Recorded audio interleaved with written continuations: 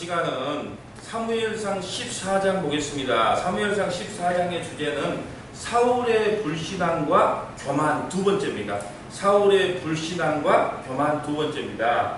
우리가 좀 더 폭넓은 말씀, 여러 가지 말씀을 듣기 원하시면 한국 성경 통독원 홈페이지를 참조하시면 되겠습니다. 자, 14장의 주제는 6절과 7절입니다. 6절과 7절. 6절 봅니다. 요나단이 자기의 무기를 든 소년에게 이르되 우리가 이 할례 받지 않은 자에게 건너가자. 여호와께서 우리를 위하여 일하실까 하노라. 여호와의 구원은 사람이 많고 적음에 달리지 아니하였느니라. 예, 그 전쟁은 사람이 많고 적은 쪽수 비례 법칙이 아니란 말입니다. 쪽수 비례 법칙, 싸울 때는 쪽수 비례 법칙이거든요. 근데 하나님의 전쟁에는 쪽수 비례 법칙이 아닙니다. 족수가 아무리 많아도 하나님이 함께한 자가 반드시 이기게 되어 있다는 겁니다. 7절. 무기를 든 자가 그에게 이르되 당신의 마음에 있는 대로 다 행하여 앞서가서 내가 당신과 마음을 같이하여 따르리라. 예, 무기도 없어.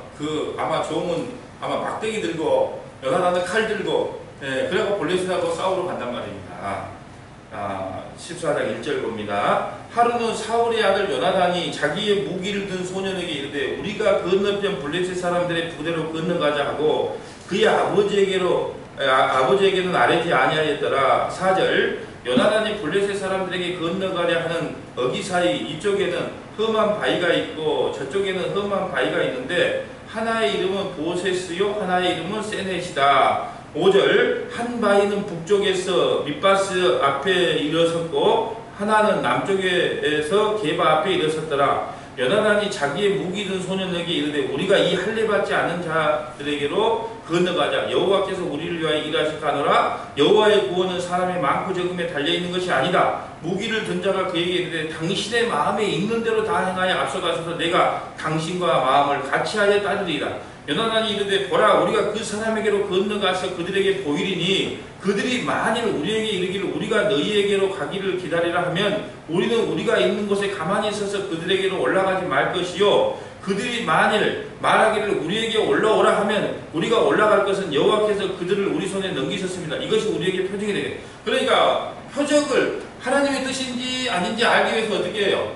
네. 그들이 올라오라 그러면 어떤 거예요? 아, 너희들 다 죽었어. 하나님이 나에게 승리를 주시겠다고 하는 표징이다. 이거 표징을 딱 구하는 거죠. 자, 12절 봅니다.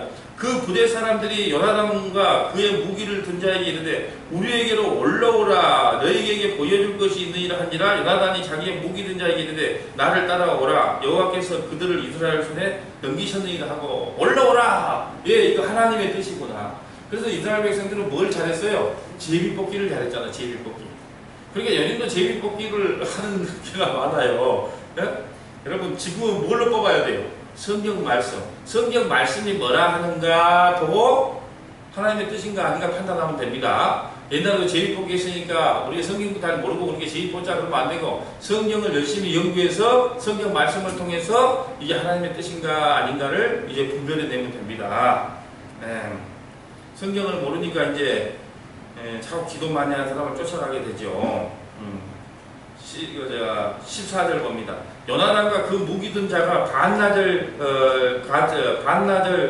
가리 땅 안에서 처음으로 쳐 죽인 자가 20명 가량이라. 20명을 쳐 죽입니다. 블레셋 사람. 들에 있는 진영과 모든 백성들이 공포에 떨었고 부대와 노략군들도 떨었으며 땅도 진동하여서 이는 큰 떨림이었더라. 20명이 죽였는데 블레셋이 막 공포 가운데 떠든 거예요. 그러게 이 전쟁은 하나님의 전쟁이죠. 16절. 베냐민 기브아에 있는 사울의 파수꾼이 바라본 즉 허다한 블레셋 사람들이 무너져 이리저리 흩어지고 칼 두 자리와 하나님은 왜 칼 두 자리라는 걸 이야기했을까요? 칼 두 자리와 지금 뭐가 싸워요? 탱크가 싸우는 거예요.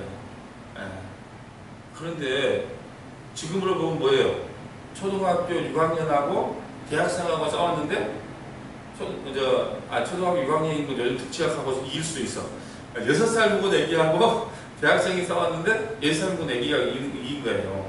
이 전쟁은 누구의 전쟁입니까? 하나님의 전쟁입니다. 그러니까 여러분 보세요. 뭔 생각이 들어요? 하나님은 분명히 사울을 폐해한다고 그랬거든요. 근데 전쟁에서도 이기게 해준단 말입니다. 그러면 여러분 뭐가 어떤 게 느껴집니까? 분명히 하나님께서 폐위시킨다고 했는데 전쟁에서도 이겨요. 그러니까 여러분 이게 내가 일이 순탄하게 된다고 하나님의 뜻이다.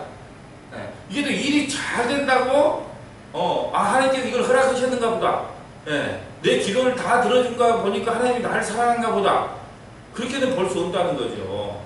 예. 하나님께서는 필요에 의해서 들어주시기도 하고 안 들어주시기도 하지 원칙을 정해놓으신 분이 아니라는 겁니다. 자, 20절 봅니다. 사울과 그와 함께 모든 백성이 모여 전장에 가서 본즉 블레셋 사람들이 각각 칼로 자기의 동무들을 침으로 크게 혼란하였고, 예, 항상 하나님의 전쟁에서 일어나는 현상이죠. 같은 팀끼리 자중질환을 일으키는 거죠.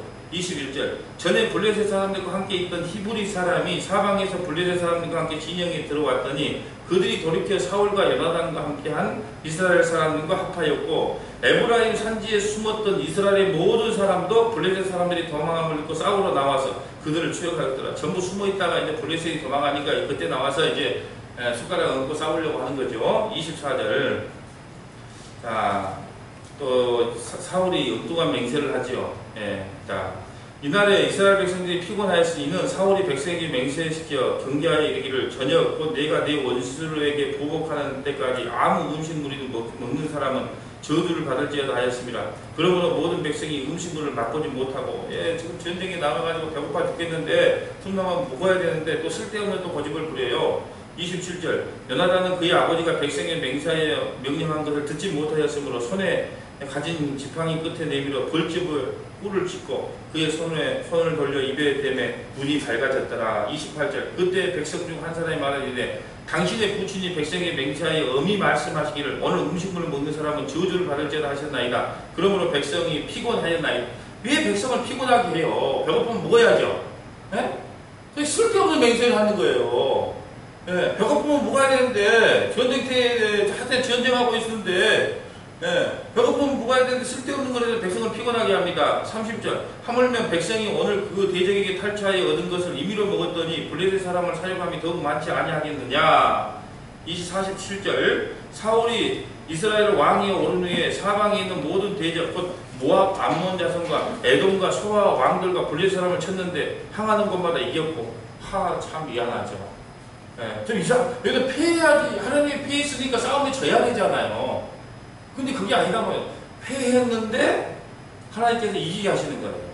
그 기도를 들어줬지만 그의 인생은 파리하게 된 겁니다. 그러니까 우리가 기도 응답 잘 받았다고, 우리 순탄하다고 그게 좋은 거 아니라는 거예요. 내가 늘 기도 응답 해줬지만 내 인생은 파리해지더라. 여러분 자식들이요 하도 해달라 그러면 어디로 갈 줄 알면서도 해줄 수밖에 없는 부모의 심정이 있잖아요. 그런 거 없어요. 하도 그리 가면 망하는 길인데 강자가 집을 나가면 거짓골로 대하고 돌아올 줄 알았는데 그리 달라고 그러니까 하도 달라고 그러니까 안 줄 수 없어요. 망하다라고 보낼 수밖에 없단 말입니다. 그러니까 그 기도는 응답받았을 때 그의 인생은 파리해지더라라는 거예요. 이걸 정말 잘 맹세해야 됩니다. 잘 맹심해야 됩니다. 사무엘상 14장에 우리에게 주는 메시지 두 가지만 보겠습니다. 첫째, 인생의 승리를 맛볼 때 조심하라. 교만해진다. 인생의 승리를 맛볼 때 조심해라. 그래서 15장에 가면은 사울과 아말렉의 전쟁에서 다 죽이라 근데 안 죽이잖아요. 인생의 승리를 맛볼 때 조심해라. 교만해진다. 그러니까 여러분, 교회가 갑자기 성장하면 어떻게 해야 돼요, 목사가? 더 조심해야 되는 겁니다. 뭔 일이 술술술술 풀리면 더 조심해야 돼요. 그러니까 하나님이 아직도 정체시키는 거예요. 네. 술술 풀리면 더 고민거리가 많으니까. 그러니까 인생의 승리를 볼 때 항상 조심해라. 교만해진다. 두 번째, 전쟁의 승패는 하나님의 손에 달렸다. 예, 전쟁의 승패는 하나님의 손에 달렸어요. 칼 두 자리와 탱크. 누가 이겼어요? 네. 탱크가 칼이 이겼습니다. 칼 두 자리가 이겼습니다.